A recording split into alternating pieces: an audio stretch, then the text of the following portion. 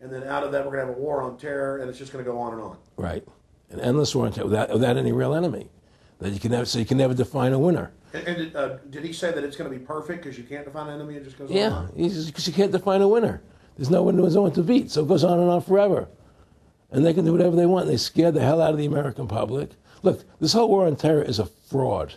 It's a farce. It's very difficult to say it out loud because people are intimidated against saying it. Because if you say it, they want to make you into a nutcase. But the truth has to come out. That's why I'm doing this interview.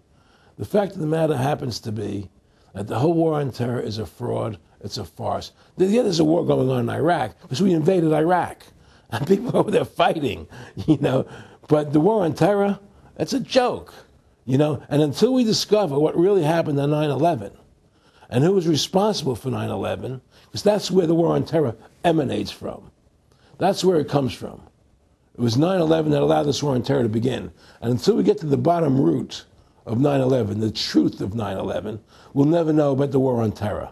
Aaron, you said that he was, and I think it's important, and I know this about the Rockefellers from Dr. Dennis Cuddy and many others, who literally, you'll be 20 years old in a lunch line at college, and no, it was David Rockefeller. And they're experts at recruiting and getting what they call players, and that clearly I want to make it specific and just get you to reiterate what you said last night about you got 30% of the vote, you were having an effect, you made mad as hell. They knew that you'd started the Constitution Party. Yeah. They knew that you were somebody who was taking action and getting things done. You'd already made some big films, had a lot of other successes. Right. So they were trying to recruit you, and didn't it come down to the point of, hey, we are here to recruit you, and don't worry, your chip's going to say, don't mess with us. This guy's don't touch. Yeah, yes, that did happen. I was definitely being recruited, but it's more subtle than that. Well, in your words, just go through the process, and then what he said. Well, what it is remember, we were friends, and we used to go to my house a lot. We'd have dinner, we'd talk, and he'd tell me about business investments that he'd get involved in, or they would help me with this business investment or that business investment. And was I interested in joining the Council on Foreign Relations? I would have to get a letter to join them, but was I interested in that? And, just stuff, leading you on. And I used to say to him that I never really did that because that wasn't where I was coming from. As much as I like you, Nick, your ways and my ways, we're on the opposite side of the fence. I don't believe in enslaving people, And he would come back with, oh, I do? Or? Well, it would be more like, It's better for them. Well, it's more like, how do I put it? It was like, what do you care about them? What do you care about those people? What difference does it make to you? Take care of your own life. Do the best you can for you and your family. What do the rest of the people mean to you? They don't mean anything to you. They're just serfs. They're just people.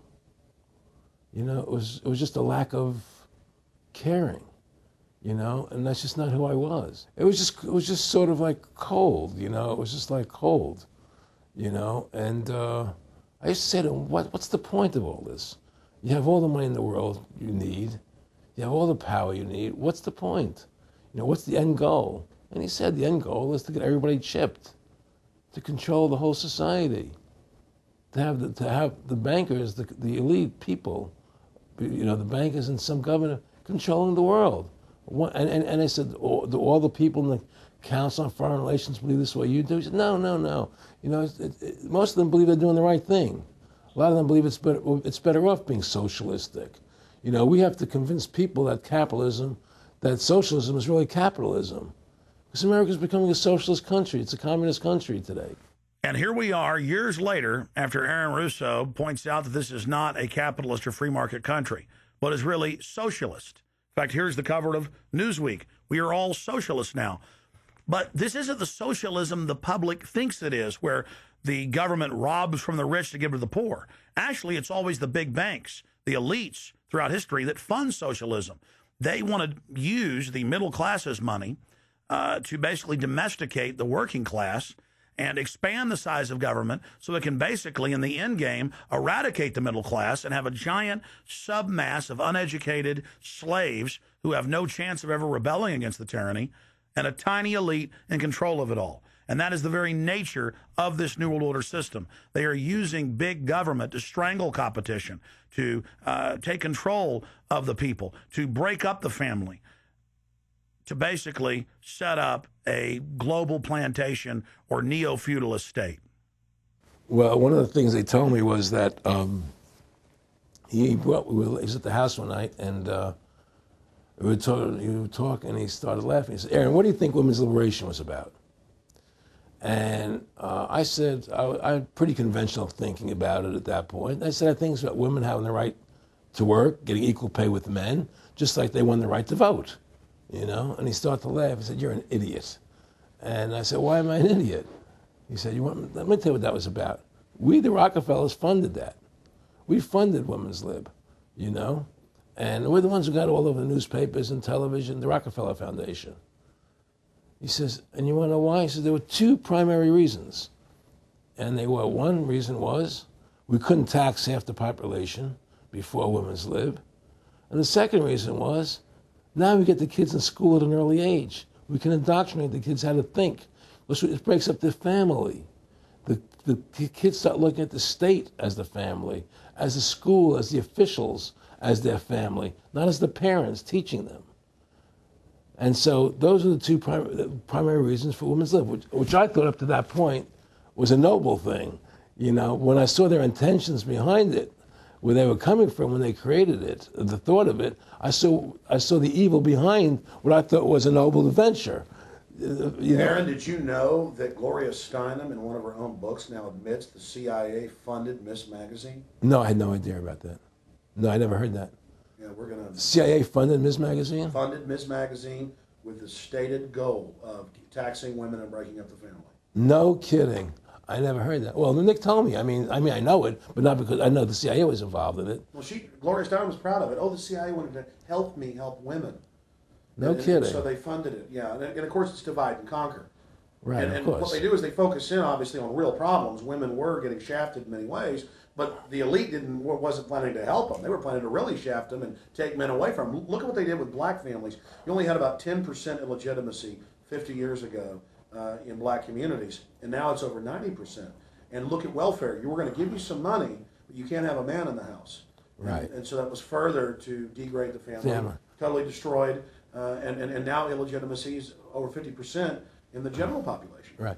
Well, see, the whole thing is these people control the money, so they make all the rules. You understand? And they put whatever rules they want into effect. And the truth is, America has really become a socialist, communistic country. And everybody says it's a capitalistic country. It's not a capitalistic country. You know, how can it be capitalistic when you have a central bank? That's the first. It can't be. You know, It's a planned economy. It's a planned economy. It's a phony. If they want to create prosperity, they just print dollars. They just make dollars or put digits into the economy, and then now you have prosperity. You don't have real prosperity. You don't have real manufacturing. You just have money being injected in. It's an infusion of credit, which only makes the government go into more debt. Into more debt. The Federal Reserve is poison to our country. Of course it is. It's poison. Whoever makes the money makes the rules. Rothschild said that, and they make the money. Why are we allowing these private bankers to make the money for our country? It makes no sense. Why are we paying interest to these banks to make money for us when the government can do it itself without paying interest and without all that debt? There's no answer to that question, and it's the question no politician will raise. Everybody talks about America's debt, how much debt we're in. We're in debt because we have to borrow money. But we don't have to borrow money. They designed it so we go into debt. Exactly. We can create the money and back it by gold so they can't create too much of it. So you don't have the inflation. And do what the founding fathers gave us. But instead, the bankers make the money, they control the government, they buy the politicians, they tell us who gets into office. You have computer voting, that's a fraud. They do whatever they want to do to us. They do whatever they want to do to us. And it has to stop. My friendship with Nick Rockefeller was one where we expressed ideas to each other and thoughts and philosophies, and he wanted me to become part of what they were doing, and for me to become a member of the CFR, and offered various business opportunities for me to get involved in, and for me to